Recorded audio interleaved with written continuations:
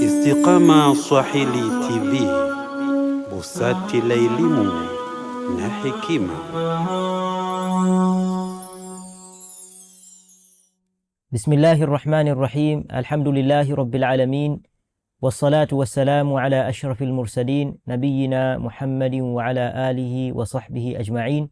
Amma ba'd, fa uhayyikum ayyuhal ikhwatul a'izza bitahiyyatil islam al-khalida qailan lakum assalamu alaykum wa rahmatullahi wa barakatuh.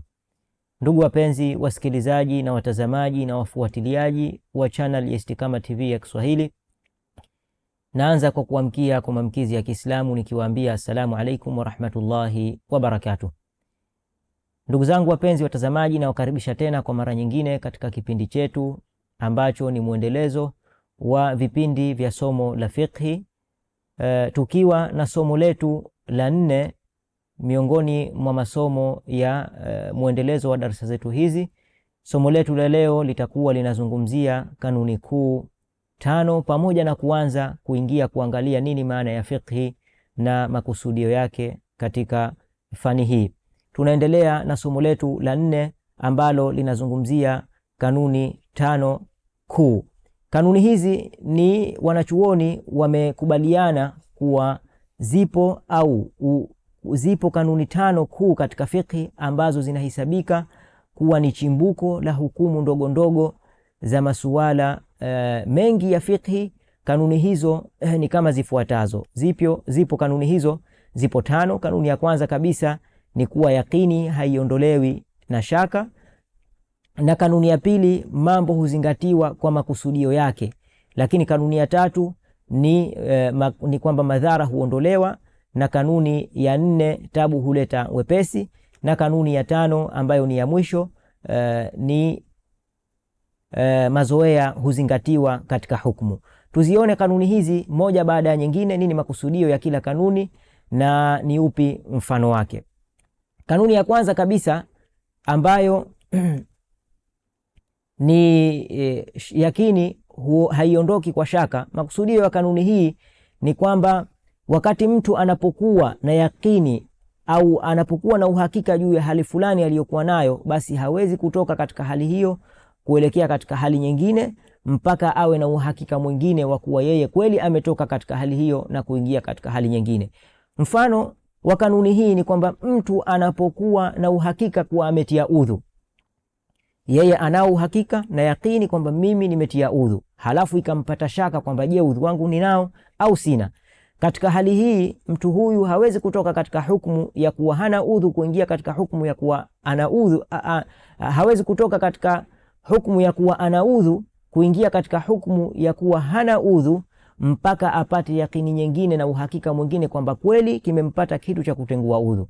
Lakini ile shaka tu peke yake haitoshi kumtengulia ule udhu ambao alikuwa nao kwa uhakika na kwa yakini hapo kabla. Kwa hivyo haya ndiyo makusudio ya kanuni hii inayosema yakini haiondoki kwa shaka. Mtu akiwa na yakini juu ya hali fulani, lazima ili atoke katika hali ile awe na yakini nyingine ambayo inamtoa kweli katika hali ile pale. Kama mtu mwenye udhu kwa uhakika, halafu akapata uhakika mwingine kwamba kweli udhu wake umetenguka, katika hali hiyo udhu wake utakuwa umetenguka kweli. Lakini kwa shaka tu, akiwa ana shaka kwamba udhu wake umetenguka au la, basi anao uwezo wa kubaki katika ile hali ya mwanzo ya kuwa na udhu na kuto kutia tena udhu, kwa sababu yeye alikuwa na uhakika kwamba ametia udhu, licha ya kuwa akiwa atatia udhu tena itakuwa ni aula, kwa sababu atatoka katika wasiwasi ule au shaka ile. Kanuni ya pili ni kanuni inayosema kwamba mambo huzingatiwa kwa makusudio yake. Makusudio ya kanuni hii ni kwamba kinachozingatiwa ni makusudio na maana ya kitu, na wala sio matamshi na muundo wake. Kivipi? Tunapochukua mfano wa kwamba watu ambao wamezoea kufanya ibada zao au kuanza kuingia katika ibada kwa nia za matamshi. Kwa mfano, mtu amezoea kuingia katika sala kwa manuizi ya kimatamshi. Manuizi yale kinachozingatiwa ni ile nia iliyokuwemo ndani ya nafsi na sio matamshi yake. Kivipi? Mtu ambaye kwa mfano amenuia kusali kimatamshi, amenuia kwamba anasali alasiri, lakini ndani ya nafsi yake alikuwa amesimama kwa ajili ya kusali dhuhuri. Yeye asili ndani ya nafsi yake amesimama kwa ajili ya kusali sala ya dhuhuri, lakini matamshi yamemtatiza, akasahau au labda akachanganya, akaitaja alasiri katika manuizi yake ya kimatamshi badala ya kuitaja dhuhuri, alafu akasali mpaka akamaliza. Je, sala yake itakuwa imeharibika kwa sababu katika matamshi ametamka alasiri baada ya dhuhuri? Hapana. Kanuni inasema kwamba kinachozingatiwa ni makusudio ya ndani ya nafsi, kwamba ulikuwa unakusudia kufanya nini, na sio yale matamshi ambayo umeyatamka na muundo wake. Kwa hivyo hii ndiyo maana ya kanuni inayosema kwamba mambo huzingatiwa kwa makusudio yake. Kinachozingatiwa ni yale makusudio ya nafsi na sio matamshi ya kutamka au muundo wa kitu. Kanuni ya tatu ni kanuni inayosema kwamba madhara huondolewa. Kanuni hii inamaanisha kwamba kila kinachopelekea kupatwa au kutokea kwa madhara na uharibifu juu ya aliyekalifishwa au asiyekalifishwa, basi kitu hicho ni lazima kiondolewe, ni lazima kiondolewe. Mfano wa kanuni hii unabainika wazi katika zile hukumu zinazoambatana na kuyahifadhi mambo matano ya lazima. Mambo matano ya lazima yanafahamika kama ni dini, nafsi, akili, mali na heshima. Mambo haya matano ni lazima mtu au ni mambo ya lazima kuhifadhiwa. Kwa hivyo hii kanuni inayosema kwamba madhara huondolewa, basi itabainika zaidi katika kuyahifadhi mambo haya matano. Kivipi? Kwa mfano, kwa ajili ya kuihifadhi akili imeharamishwa pombe na kila kinacholewesha, kwa sababu mtu anapokunywa pombe au kilevi chochote kile humtoka akili. Kwa hivyo ili akili ihifadhiwe, ambayo ni moja kati ya mambo matano ambayo ni lazima yahifadhiwe, iharamishwe pombe. Ndio Allah subhanahu wa ta'ala akaharamisha pombe kuihifadhi akili ya mkalifishwa.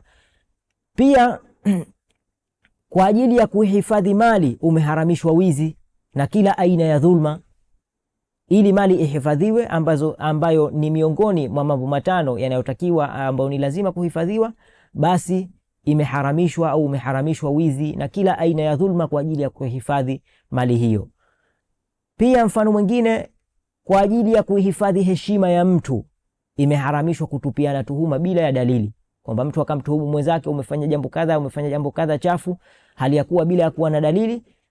Haifai, imeharamishwa kwa sababu jambo lile linapelekea kumfanyia uadui mtu katika heshima yake na kumvunjia heshima yake, na heshima ni miongoni mwa mambo matano ambayo ni lazima yahifadhiwe kama tulivyotaja hapo kabla. Kwa hivyo kanuni hii inamaanisha kwamba kila madhara yatakapokuwepo basi ni lazima yaondolewe.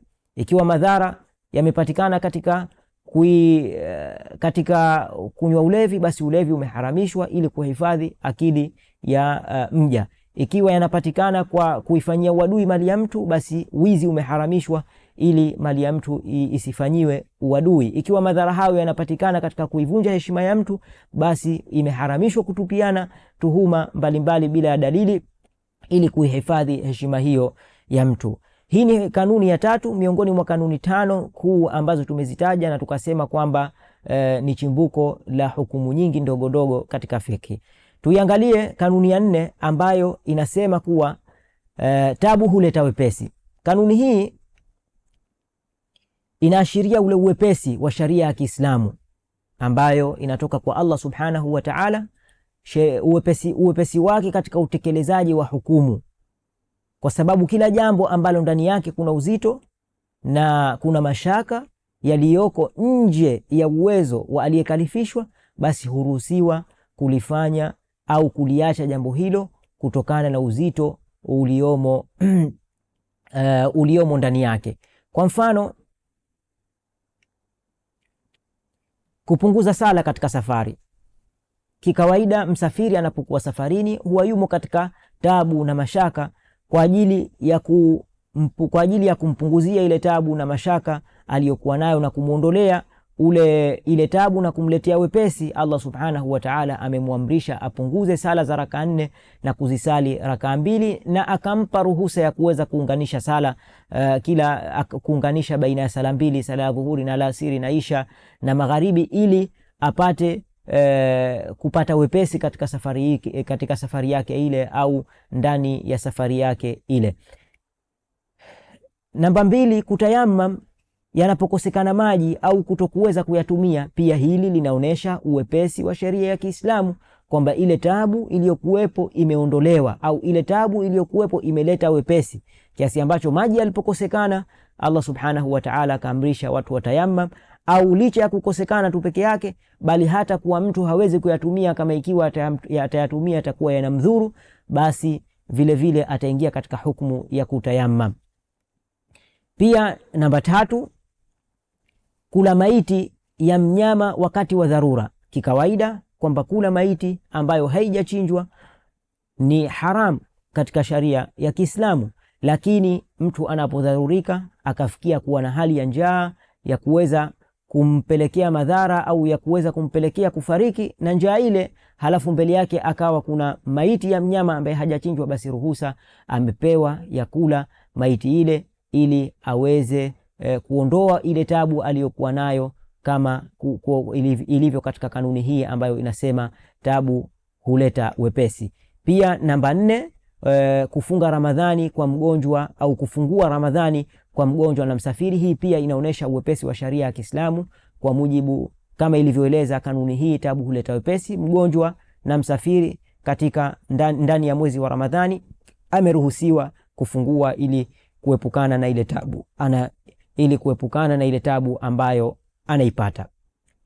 Kanuni ya mwisho ambayo ni kanuni ya 5 miongoni mwa kanuni kuu ni mazoea huzingatiwa. Mazoea huzingatiwa katika hukumu. Makusudio ya kanuni hii ni kwamba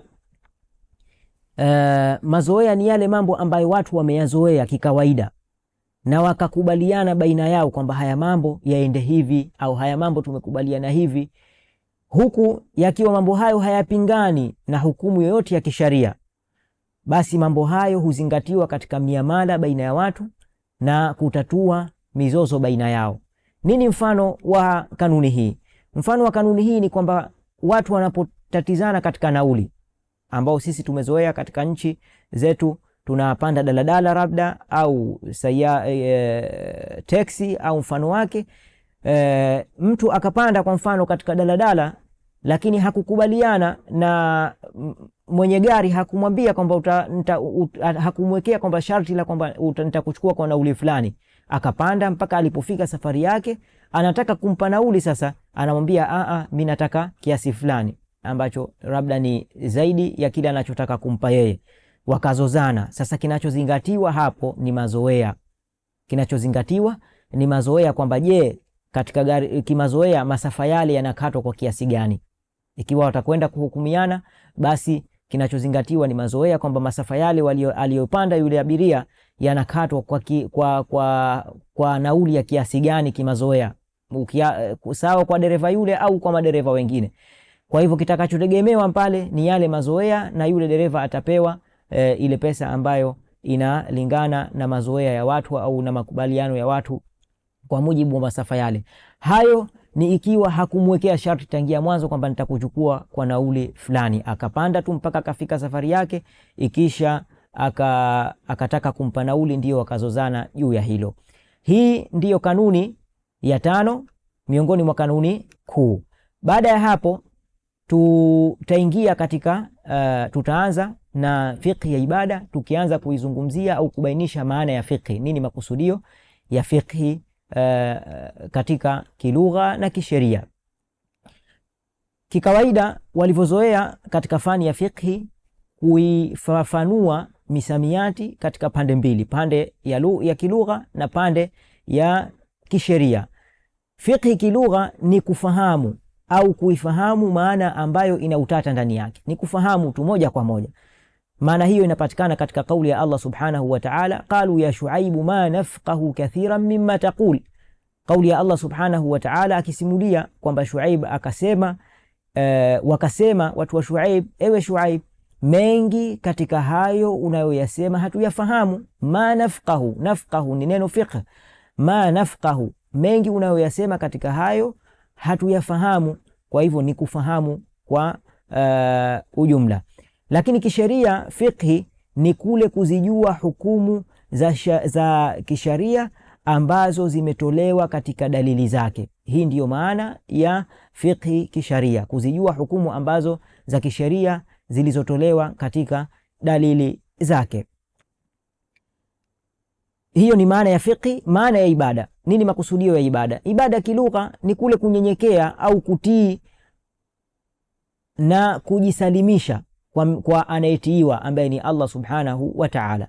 Lakini kisharia fiqhi ina maana mbili, maana pana na maana iliyokuwa finyu. Maana yake pana ni kila amali iliyoamrishwa ambayo inafanywa na kukusudiwa Allah mtukufu, yoyote ile. Hiyo ndiyo maana pana ya fiqhi. Lakini maana yake finyu ni imefungwa katika zile tu ibada maalumu kama vile sala, saumu, zaka, hija, na maana hii ndiyo inayokusudiwa kwa fiqhi ya ibada. Tunaposema fiqhi ya ibada tunaikusudia maana hii ambayo imefungwa katika ibada maalumu tu hizi kama vile saumu, sala, zaka, hija na ibada nyinginezo. Ndugu wapenzi watazamaji, tunakaribia kufika katika kikomo cha kipindi chetu cha leo. Tuchukue maswali haya ambayo yataweza kutusaidia kuboresha ufahamu wa somo lililotangulia. Swali la kwanza kabisa linasema, nini hukumu ya udhu wa mtu ambaye alikuwa na yakini kuwa ametia udhu halafu akapatwa na shaka kuwa udhu wake upo au umetenguka? Alikuwa na yakini kwamba ametia udhu, lakini baadaye akapatwa na shaka kwamba je, udhu wake bado upo au umetenguka? Nini hukumu ya udhu wa mtu wa aina hii? Swali la pili, taja mifano iliyobainisha kanuni inayosema madhara huondolewa. Tumeitaja kanuni hiyo na tukataja mifano yake. Swali la tatu, nini hukumu ya sala ya mtu aliyesali alasiri kwa kuitamka adhuhuri wakati wa kunuia kimatamshi? Yani alikuwa anasali alasiri, kasimama kwa nia ya moyo ya kusali alasiri, lakini kimatamshi akatamka adhuhuri badala ya alasiri. Nini hukumu ya sala ya mtu wa aina hii? Swala la nne, elezea maana ya fiqhi kilugha na kisheria. Na swala la tano ambalo ndilo la mwisho, nini maana ya ibada?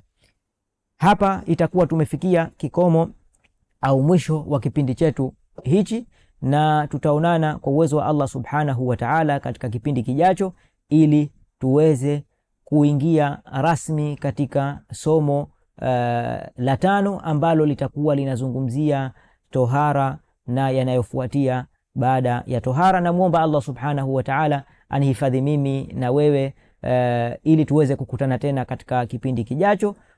Wassalamu alaikum wa rahmatullahi wa barakatuh. Istiqama Swahili TV, busati la elimu na hekima.